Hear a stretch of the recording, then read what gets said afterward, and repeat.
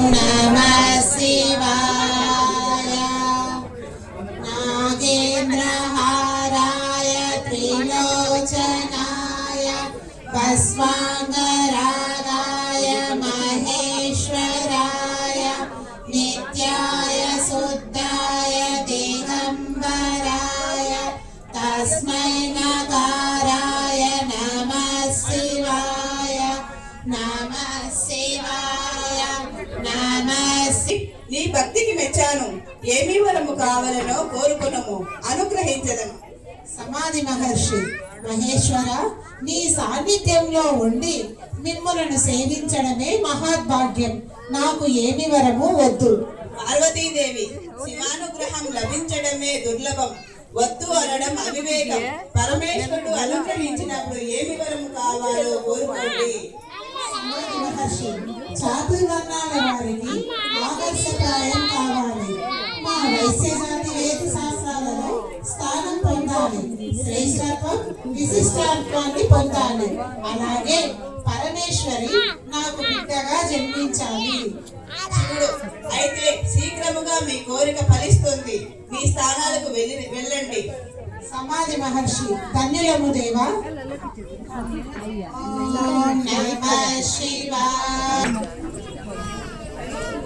ఎక్కడ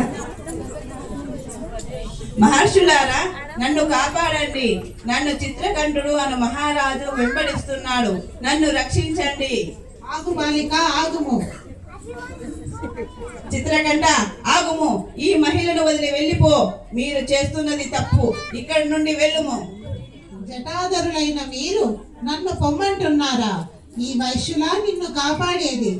ఆ సంబంధం ఈ ముల్లోకాల్లో నిన్ను ఎవరు ఏమీ చేయలేరు. నన్ను జయించు వారు ఎవ్వరూ లేరు. మీరు శివ సాన్నిధ్యానికి దూరమై భూలోకంలో వైశ్యులుగా జన్మించండి. అష్ట కష్టాలను అనుభవించండి. ఇది నా శాపం. పార్వతీదేవి వద్దకు వెళ్ళుమా. వైశ్య మహిళ, అమ్మా, నన్ను రక్షించండి. నన్ను కాపాడండి. కులగోత్రములు లేని మహారాజుని వైశ్యుడైన నేను ఎలా వివాహం చేసుకుంటాము? మాత, నన్ను కాపాడుము. పార్వతి, అలాగే వెళ్ళుము.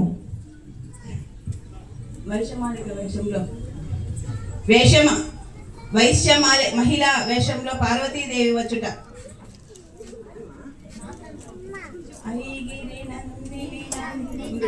నాకన్నా డబ్బున్నవాడు దొరుకుతాడా? మీ బావ నాకన్నా అందగాడా? ఇప్పుడు నిన్ను రక్షించువారు ఎవ్వరూ లేరు అని ఆ వైశ్య మహిళపై చెయ్యి వేసెను. మెరుపు వేగంగా చిత్రకంఠుడు ఎగిరిపడెను. ఐగిరి నందిని నందిత మోదిని విశ్వ వినోదిని నందినుతే. అమ్మా, నీవా? నేను ఎంత తప్పు చేశాను, నన్ను క్షమించండి. అమ్మా అన్న ఆ పిలుపే నిన్ను భస్మం చేయకుండా బ్రతికించింది. మహాదేవుడు ఇచ్చిన వరాన్ని నీవు దుర్వినియోగం చేశావు. పరకాంతను కోరుకున్న ఫలితానికి నీవు శాపం అనుభవించక తప్పదు. భూలోకంలో మానవుడిగా జన్మించు. ఇది నా శాపం. చిత్రకంఠుడు, మహాదేవ, పరమేశ్వర, శివుడు, పార్వతి ప్రత్యక్షమై చిత్రకంఠ నారి అనుకొని కాళిపై చెయ్యి వేశావు.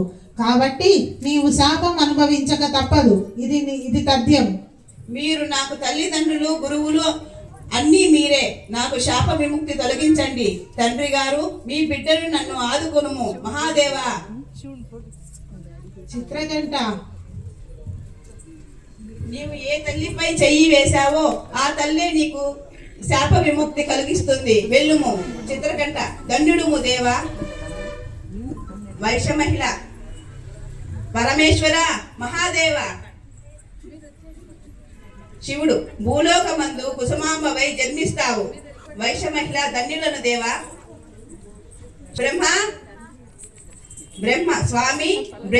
స్వామి, మీరు భూలోకమందు భాస్కరాచార్యులుగా జన్మించి 18 పట్టణాలను నిర్వహించు. అలాగే గోవు నుండి మానవ వైశ్యులను సృష్టించు.